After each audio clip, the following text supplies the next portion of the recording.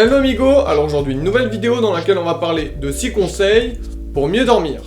C'est parti! Avant que la vidéo commence, n'hésite pas à t'abonner à Instagram et également à la chaîne YouTube pour suivre les prochaines vidéos. Aujourd'hui on va donc parler du sommeil, parce que c'est vrai que ça arrive à tout le monde finalement de se retourner dans son lit, d'avoir du mal à dormir, et souvent on se pose pas mal de questions, on se dit pourquoi je dors mal, qu'est-ce qui va pas, et surtout le sommeil c'est super important. On passe plus de 1/3 de sa vie au total à dormir, donc c'est vital de trouver un équilibre à ce niveau-là pour être aussi plus productive, plus en forme, etc.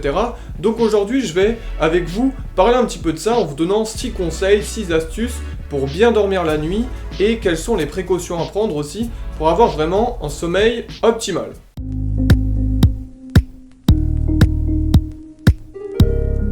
Conseil numéro 1, évitez le thé et le café avant de dormir.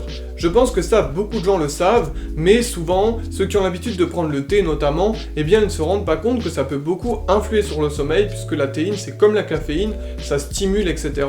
Donc déjà, si vous pouvez éviter le café et le thé, c'est une excellente chose. Vous pouvez le remplacer par exemple par des tisanes, et c'est tout aussi excellent pour la santé, ça apportera tous les bienfaits, au contraire pour mieux dormir.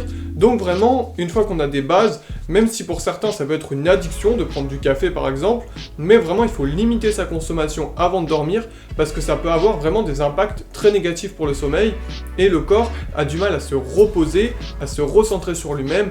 Donc premier conseil, c'est vraiment éviter le café et le thé le soir.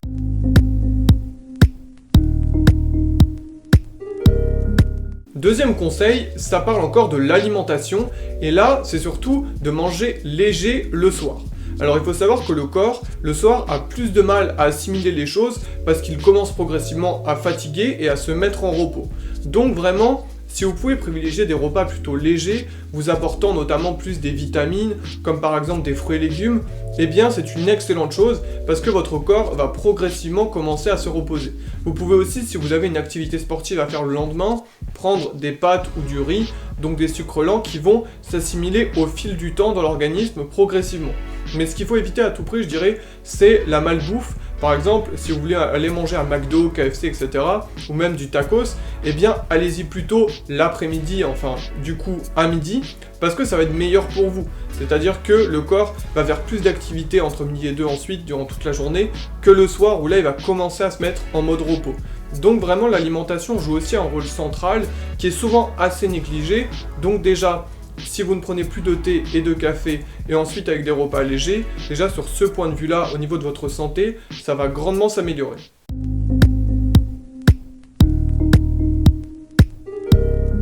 Troisième conseil, et celui-ci il est difficile à tenir, c'est de limiter les écrans.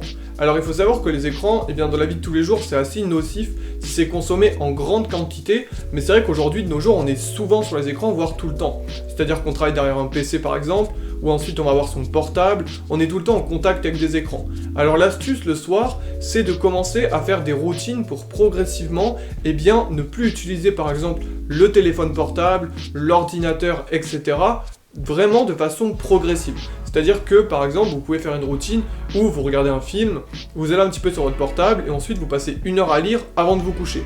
Alors c'est très très dur de s'y tenir, mais je pense que l'astuce c'est aussi de mettre votre téléphone en mode avion dès le départ. Vous le mettez en mode avion 1 heure avant de vous coucher, puisqu'on conseille 1 heure avant de dormir de ne plus regarder les écrans. Et ça va déjà commencer à faire reposer vos yeux. Donc vraiment c'est une astuce qui est dure à tenir certes, mais qui peut vous apporter de super bienfaits.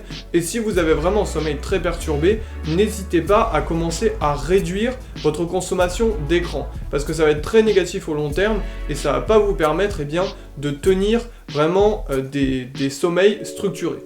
Donc, en plus que le téléphone portable notamment, ça peut être une drogue au long terme, on peut totalement être addict au téléphone.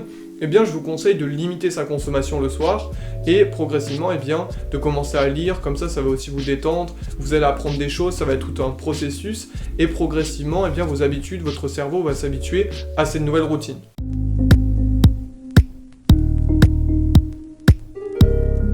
Quatrièmement, limitez le sport après 19h. Alors c'est vrai que c'est un petit peu bizarre comme conseil parce que le sport on dit que c'est excellent pour la santé, qu'il faut tout le temps en faire parce que c'est très bon, et vraiment ça peut avoir aussi des impacts négatifs puisque ça peut stimuler votre corps et le rendre trop énergique dans un mouvement trop vraiment en avant, et il peut avoir du mal à redescendre au niveau de la pression. Il faut savoir qu'à partir de 19h, le corps commence tout doucement à rentrer progressivement dans une phase qui est, comme j'en parlais précédemment, une phase de repos, de détente du corps. Donc une activité physique après cette période peut à terme limiter un petit peu les bienfaits du sommeil, puisque votre sommeil va avoir du mal à se structurer, vous allez commencer à avoir du mal à dormir. Après, tout dépend du sport que vous faites. On dit que le jogging c'est excellent, notamment pour stimuler le corps et pour aussi le reposer quand on arrive une fois qu'on est rentré chez soi, mais on dit que par exemple les musculations, etc., il faut le faire un peu plus tôt dans l'après-midi. Mais aujourd'hui, on a des programmes plutôt chargés, et c'est vrai que si on quitte le boulot à 18h, il est compliqué de faire du sport tout de suite, et à partir de 19h, ne plus rien faire.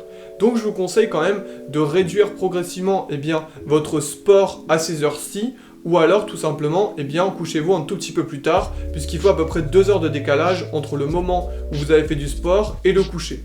Donc voilà, c'est l'astuce, c'est excellent de faire du sport, il ne faut pas s'en priver, mais par contre il faut essayer de choisir les bons créneaux pour que ce soit optimal pour le corps, également pour le sommeil.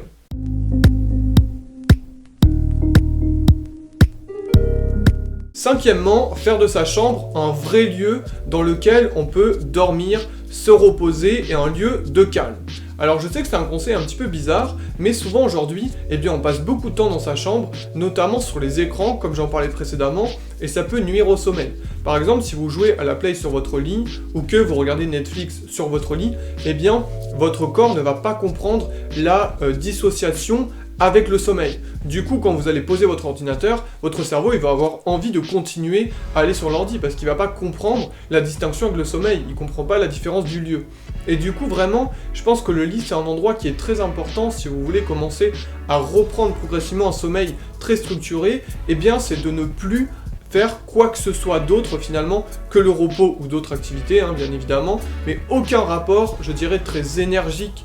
Comme les écrans nécessitent beaucoup de structure au corps, il a du mal finalement à passer à autre chose.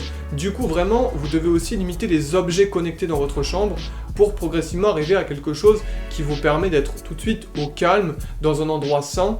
Aussi, choisissez bien votre lit, c'est très important. Prenez quelque chose qui correspond à la fois à votre dos, à votre taille, etc. Et là, vous verrez que vous aurez d'excellents résultats assez rapidement.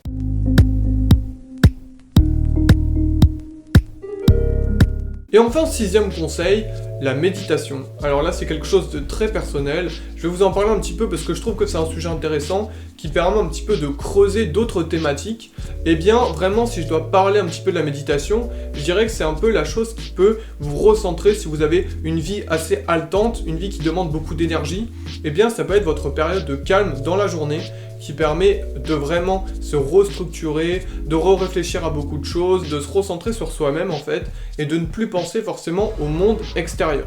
Aujourd'hui, on est dans une société où il y a beaucoup de connectivité entre les individus, où on discute beaucoup sur les réseaux sociaux, où on voit et on mange beaucoup de contenu en fait, on consomme énormément de contenu, et du coup là, cette période de méditation peut vous permettre de vous détendre, de penser au sommeil progressif et d'arriver à un état beaucoup plus calme, beaucoup plus zen et beaucoup plus détendu.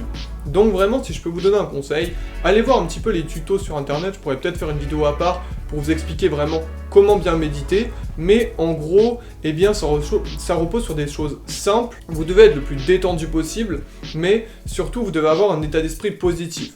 Vous pouvez par exemple écouter de la musique, notamment, vous tapez par exemple chakra, vous pourrez trouver des choses, vous verrez. C'est un peu un domaine spirituel intéressant, ça vous permettra de découvrir un nouveau monde à YouTube parce que c'est pas extrêmement connu. Mais en gros, vous avez des vidéos comme Open Chakra par exemple, où vous pouvez progressivement voir des tutos, etc.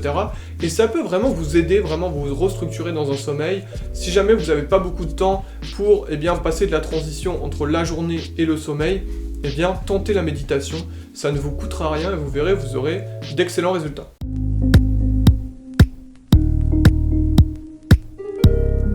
Si on doit faire un bilan, pour revenir un petit peu sur tous les conseils, c'est vraiment que finalement, le sommeil c'est toute une routine, toute une habitude et tout peut changer très rapidement. Votre cerveau est vraiment malléable et est adapté aussi à vos souhaits, à vos exigences. Donc vraiment, si je peux vous donner un conseil, c'est, vu qu'on passe plus d'un tiers de sa vie à dormir, c'est d'y consacrer vraiment toute une dimension et que ce soit quelque chose de positif pour vous, que vous ayez envie d'aller dormir et que ça devienne une habitude pour votre corps de se détendre et de comprendre que la phase de sommeil, c'est quelque chose de vital pour se restructurer et continuer ses activités ensuite avec plein d'énergie. Donc vraiment, avec tous ces petits conseils, j'espère que ça va vous aider. Dites aussi vos retours en commentaire sur ce que vous utilisez personnellement pour bien dormir. Et puis on se retrouve prochainement. Ciao amigo! Voilà, la vidéo est à présent terminée. Si vous avez apprécié, n'hésitez pas à liker, partager et vous abonner sur les réseaux et sur la chaîne.